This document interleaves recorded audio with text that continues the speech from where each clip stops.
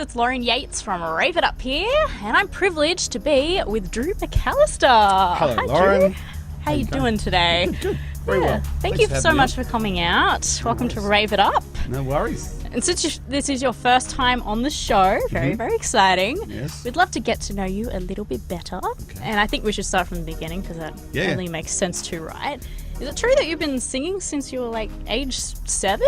That's nice and early. Pretty much. Was it in the family or something, or no? you're just singing around the house? No, pretty much it. I mean, I started singing at home, and ended up singing in church and school choir. Wow. But everyone in my family's tone deaf. So Really? we think it came from both sides of my grandmothers on both sides had singing voices. So, but apart from that, I didn't even come from a musical family. It was just something that I did. Yeah. It's meant to be, though. Yeah. Yeah, look at you now. I know. All these years later, I'm still doing it. Yeah. So was there any other careers that you wanted to pursue in your life? Well, Or was music just the passion? Yeah, it was the passion. I went for a job as a plumber. Really? When I was 16, and I didn't get it, so I had to go back and do my HSC.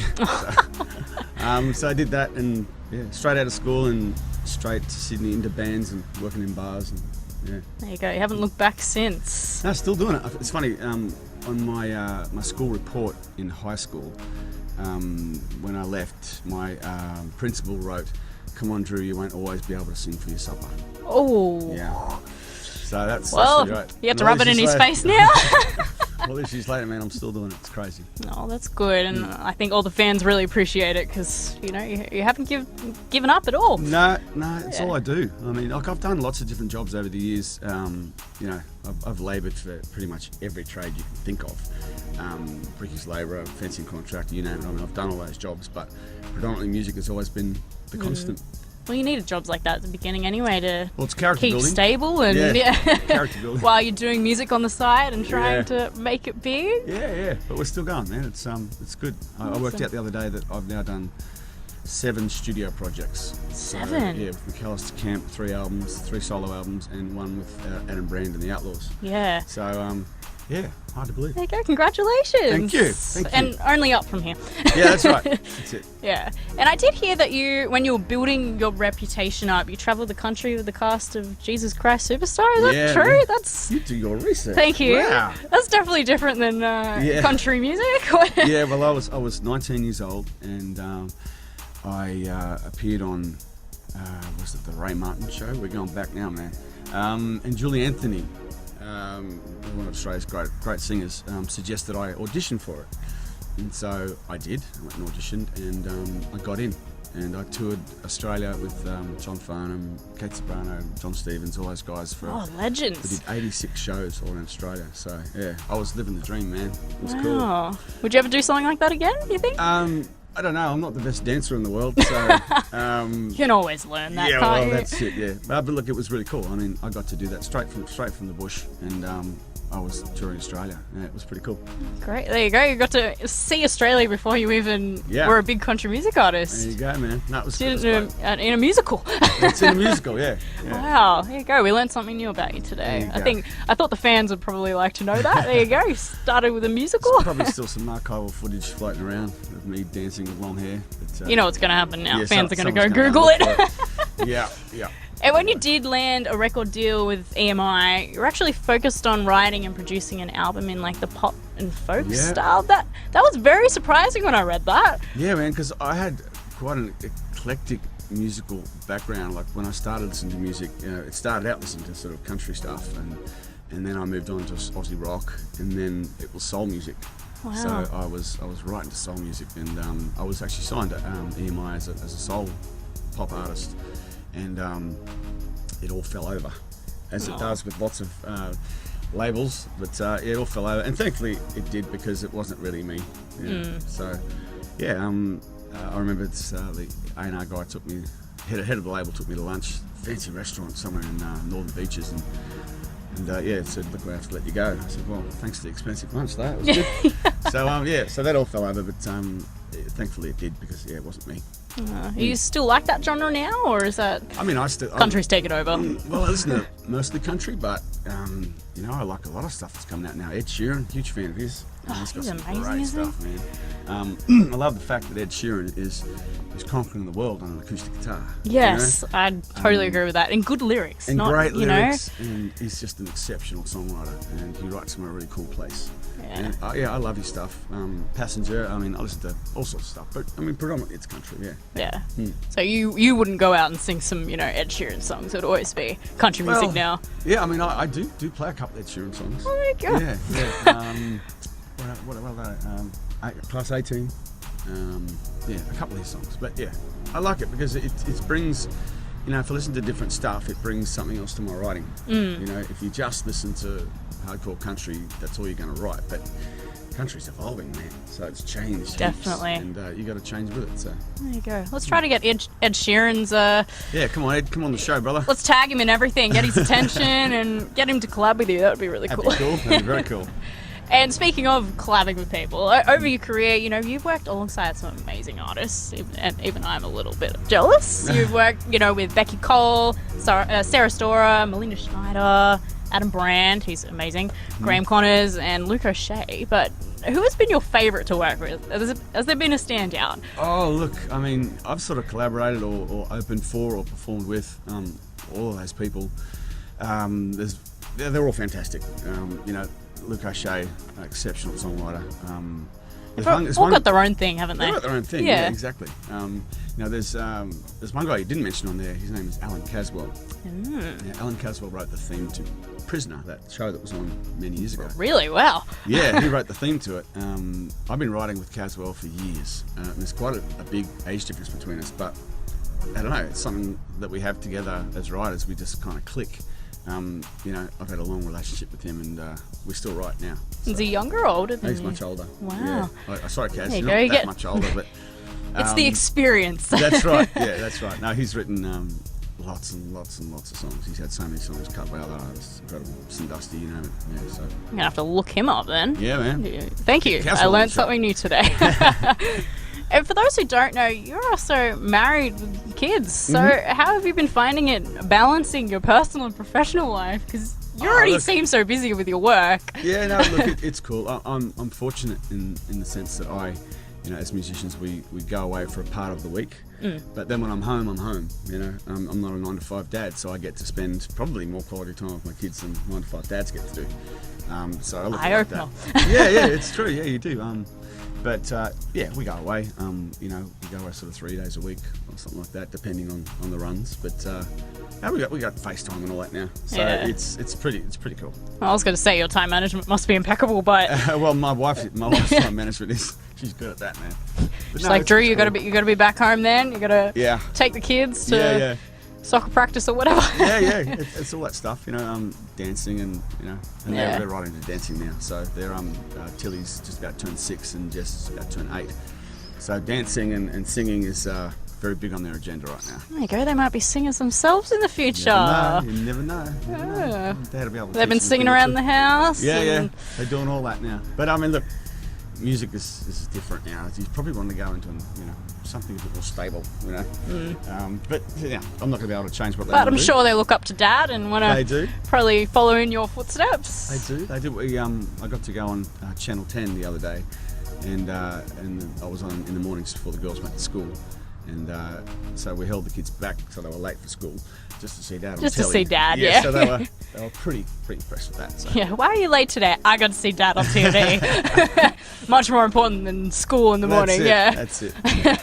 It's cool. Oh, that's awesome. Good on you. Keep it up. I think, especially this age where the kids are at the moment, it's the most pivotal time. Oh, it is, man. And they soak everything in. It's just incredible. I mean, I think about, the age that I grew up, the age I grew up in. I mean, we would leave the house on a Saturday morning and not come back till the sun went down. And we were playing in the bush like that whole time. No mobile phones, nothing. Yeah, now a lot of us just stay inside. Yeah, it's crazy, but they're growing up in a different time, so it'll be interesting to see how things progress with technology and all that, and what era they'll be experiencing. Yeah, and then unfortunately in a blink of an eye they'll be 18. I know. They'll be driving a car already. It's incredible, man. People warned me about that. Said, don't blink because you'll miss it, and it's true. Yeah. I don't know where 8 years went. No idea. But Yeah, they're good kids. They're good kids. That's good. It's so nice to hear. Now, I don't know if you know this, but I actually, people probably know you best from McAlister Camp. Everybody still loves your music. I still watch all the videos on YouTube. And it's funny, I've been trying to get you and Troy Camp on for probably at least since 2014 when your song Fight Me came out. Because, that just hit me really.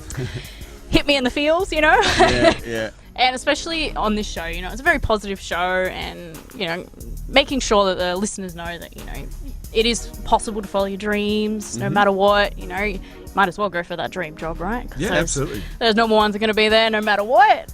But we also like on this show to raise awareness of those, real issues like bullying and, making sure that people feel okay, even if it's happening to them, they're still safe. Yeah. So when I heard that song, I was like, need to get those guys on. So Troy's been on the show only, a couple of months ago, so very current, and we had a chat about this song. But I wanted to hear it from your point of view. What inspired this song? Because Troy said you're really like the brains behind it. Well, I get on the train sometimes, and I'll just go to Sydney and back, or I'll go down the mountain and back, just to write lyrics. And so I did that one day with my iPad, and I just started writing a song. Now, I was fortunate enough to not really be bullied at school, but I knew kids who were, and I know the ongoing effects of that. It stays with you your whole life. Absolutely. It's absolutely terrible what it does to you up here, So, I just started writing the song, and I wrote the lyric, and then eventually got together with Troy. I think we were writing up at Harvey Bay somewhere, some island somewhere. Anyway, so we finished it up there, and that song. The effect that song had on so many people, and still does, is mind-blowing. Adults as well who've been through it, and who would have thought? Yeah, I know. And can still recall what it was like to be bullied and what that did to them. So, the power of a song. Didn't set out to write anything in particular, but that's what came out, and I'm glad it did. So it just kind of popped into your head on the train, did it? You didn't see someone being bullied on the train, did you? No, it popped into my head, and then the story evolved from there. Yeah, and the video clip is like, it gives me goosebumps. Yeah, it's so good. That is Duncan Toombs. Toombs, he just shot my latest video clip. He shot one before that, the first single. Duncan shot a whole bunch of McAlister Camp clips. Incredibly visual guy. He can take a concept and turn it into something amazing. And that's what he did with that song with the kids involved, and it was really cool. That's great, and I think it definitely resonated with a lot of people, because if you look on YouTube now, there's over 87,000 views on that song. Yes. I did not know How that. crazy is that? Okay, I only looked at that last night, so that's a current stat for you. There you go. Yeah. Yeah, look, it's I don't know. With songwriting, sometimes you get it right, sometimes you don't. I've written lots of crazy songs to get good ones, but that song and other songs that I've written. What is cool about it is that it leaves a legacy. Yes. It's long after my career's over, those songs will still be there affecting people. And that's what I love about it. Yeah. It's cool. And that's grown even dramatically just in the last few months, because when I interviewed Troy, it was only over 83,000 views. Okay. Just in those few months, it's gone to 87, Really? like over 87. I'm just like, wow, people are still searching for it, or searching for bullying or something. I don't know. Man, I did not know It could be either. I don't know. Yeah. Yeah. That's cool. And it's been several years since that song has been released, but I'm sure that you look at it even differently now from being a father, right? Yeah, absolutely. Well, absolutely, man. Yeah. I mean, my little girl, Jess, she's having a couple of issues at school, like a lot of kids. And it's gonna, it's I guess it kind of hits home now that you're sort of living it again, or seeing it as a father. Yeah.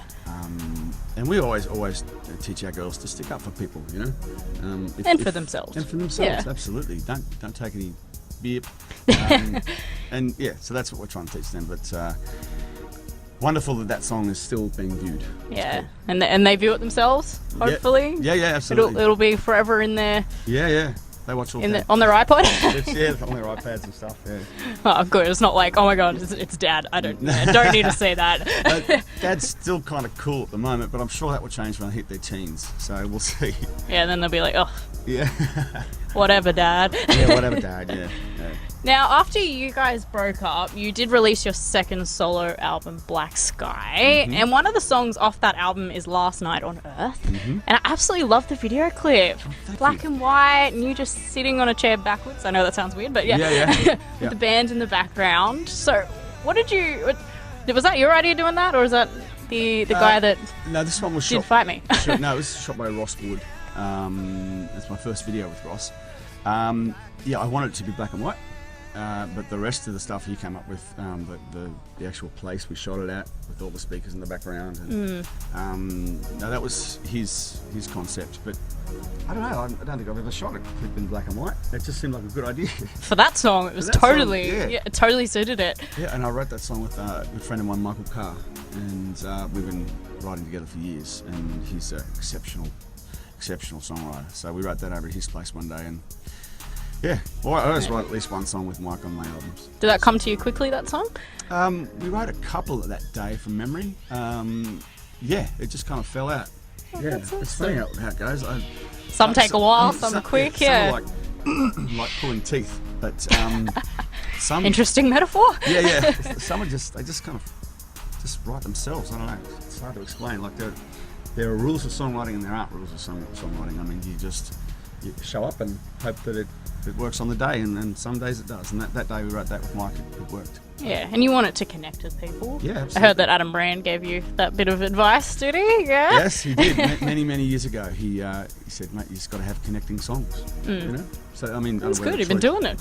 I tried, but yeah, Brandy. I mean, he got McAlister our deal, so he was the one that got us signed, and you know, we were both solo guys, and we've got a lot to thank Brandy for. Thank you. He's a good from man, all the fans. Yeah.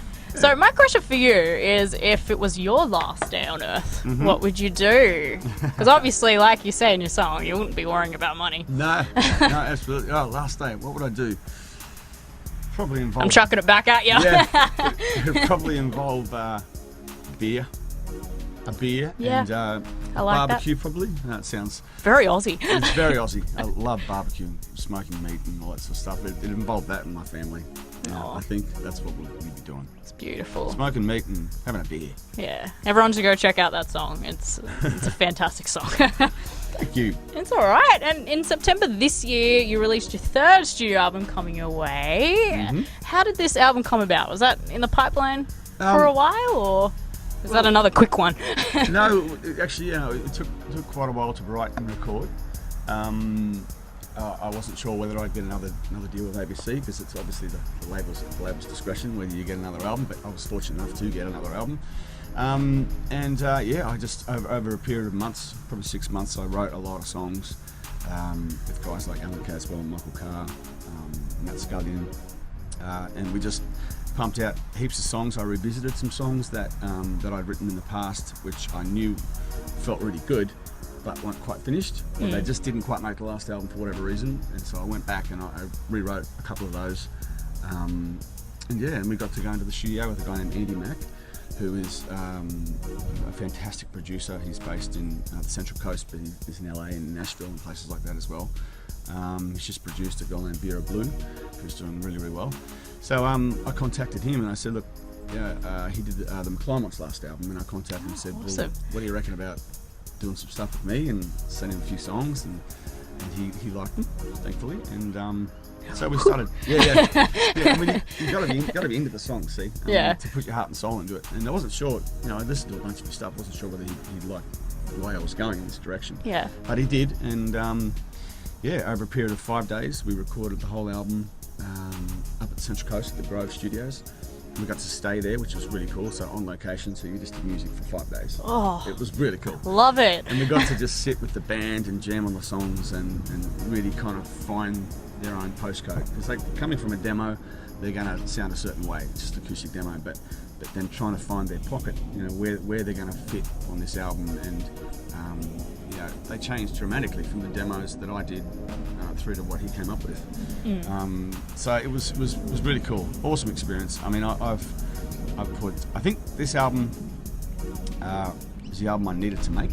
That sounds a bit artistic and all that stuff, but it's a very positive album. Yes. It's a very positive album, and I think it's it's me being in a good place, you know. I can't wait. I've performed the songs live a bit, but we're going to add more of the album to the set with the boys soon, and go out and play to a whole bunch of people. It's going to be great. Can't wait. So is that why you called it Coming Your Way? I know it's one of your title tracks, but is it just like, yeah, this is me? Well, no, that only made sense after the fact. I thought about going, actually, that's really cool. We're touring. We're coming your way. Yeah. No, it was Coming Your Way, the actual song. I wrote on my own, and once we tracked stuff, I kind of knew instantly that this was going to be the single. And then I contacted the label and I said, look, what do you think? And played them what we tracked. And then later on I said, well, what should we call the album? And I said, why don't we call it Coming Your Way? And the label said, yeah, that sounds good. So I kind of stuck. But, it does make sense as far as touring goes as well. So. That's awesome. And in that title track, Coming Your Way, one of the lyrics is, better days are coming your way. Yeah. So is that something you remind yourself of sometimes, when days get a bit tough? Or Well, it's, I think it's that song generally in life. I mean, I know a lot of people who, and you meet a lot of fans and a lot of friends that I have who've gone through or are going through tough times. We've all been through them. It's life. It's life. It's exactly right. It is life. And it was just my way of trying to say, most of the time, not always, but most of the time you can get through it. And, there's better things on the other side if you just stick at it. So, yeah, it's inspiring. I mean, I love playing that song live, man. I played it recently at Deniliquin Ute Muster, and the place was jumping, man. It's just, it's a really positive song, and that's what I love about it. And people, to a certain degree, they listen to music to get away from certain things. That's their escape. And I think this song is a good example of a place you can go and your happy place. And and it's better relatable. days are coming. It's relatable. Yeah. Back to Brandy. Yeah, exactly. Connecting to the people. That's it. Oh, that's awesome. And even though you've already achieved so much in your career, Drew, what else can we expect from you in the future? Well, you're doing some touring coming up? yeah, we got gigs and stuff. We're always adding to that. Different festivals and stuff. That never ends. Yeah, it's always happening. We love playing. I mean, there are some other things that I'm doing. I've been involved recently with a festival out at Camden last year with a friend of mine, Mick Kearney, and we put on this festival, and I'd never done it before, right? So I played at lots of festivals, but you don't realise what actually goes into it until you're on the other end of it. Yep. So he got me in as an advisor to try and put this festival together, and it went really, really well. We didn't have a lot of time to promote it, but people showed up. It ran like clockwork. It was fantastic. So we're doing it again. At least you experienced it as well. Yeah, we experienced it, and we got a great blueprint of where we could improve on things. Awesome. So we're going to do that in October next year. So already planning for that. We've got a couple of planning a year in advance. Yeah, man. Well, 12 weeks. This time we've got 12 months to plan it, which is really good. But we've already got a couple of big artists locked in, and we're going to announce the lineup in probably a couple of weeks from now. So that's kind of stuff I'm getting more into. I recently put on a thing called the Car Park Party. So it was at my local hotel up in the mountains, and we put on a family day, and a mate of mine built a stage from scratch, which was awesome in an hour. You should watch this, man. It was awesome. That was Kev, and we put on this day. It's an event. So I guess who knows what the future's going to hold, but I want to do more stuff where I can be involved with the creating of opportunities. And that in turn hopefully will get other people opportunities. So yes. I want to do more of that stuff, and still keep playing and still keep writing songs and doing albums, and man, I can't wait. I've got so many other songs that I could put on another album, so we'll see how that rolls out. But anyway, this one just got released, so we've got a while yet. Yeah, well, we're really looking forward to the future projects. Me Have to too. maybe get you on next year and chat about the festival when it's coming up. Absolutely, yeah. That'd be let's do awesome. that. That'd be cool. Yeah, I want to hear about the lineup. You should come out. You should come out to the festival. Yes. I reckon. Yeah, Come out and do a show from there. You give me the dates, and I will be there. I will. That'd be cool. And Drew, what advice would you give to the listeners who might want to follow their dreams of becoming a singer, whether it is in country music or not? Yeah, okay. I reckon just show up every day. Show up every day and keep going, because eventually something will give. That's what I found anyway. I think showing up is half the thing. Like, with songwriting, I don't always have ideas, but I'll book a co-write, and whether we got something or we don't, we show up and write a song. Yeah. So I reckon that's it. And one thing I wish I got a lot better at as I was getting into music, was recording music and getting to know how to record music. I'm still not very good at it, and I hire other people to do it, but I think these days with technology and what we can achieve now, actually recording your own music at home and having your own setup, I think is really, really important. Getting good at it. Yeah, and just show up, man, every day. Stay in the race. Stay in the race. Yep. Find your own lane and just keep going. Keep going. I like it. Thank you very much for that. Hopefully everyone takes it on board. We are getting to the end of the interview, unfortunately. It's been a lot of fun. Love hearing new things about you. Yes. But as a closing statement, and was probably the most important question, knowing what you know now, what would you tell your 14-year-old self? Oh, wow. What I tell my 14-year-old self? Probably a lot of things. Don't listen to what other people say in a negative sense, I would say. So, don't believe what other people might say about you or to you in regards to putting you down, things like that. Probably just go forward, believe in yourself a bit more. I think every teenager goes through those angst years, Yes. As we all did. But I think believe in yourself and just go forward and do your thing, probably something like that, I'd say. Yeah, that's good advice for all the young listeners too. Yes, absolutely. And before we go, if the listeners would like to contact you or find out what you're up to, where should they go? So go to drewmcalistermusic.com. Yep. And Drew McAlister Music on Facebook. And all the info is there. Contact details, and you can see all the vids and all that stuff. Good. It's all in like one place. All in I one love place. that. Yes. It's so much easier to find people. Well, thank you so much for coming on the show Thank you for today, having me. Drew. I appreciate it. It's been an absolute pleasure. So definitely have to have you on again in the future. As I said, let me know. Yes, come to Give me the this festival. details for the festival. Absolutely. I'd love to come along. Definitely. And for everyone watching, make sure to grab Drew's new album coming your way, which is out now. But for now, thanks for watching, and we'll see you next time. Cheers, Bye. guys.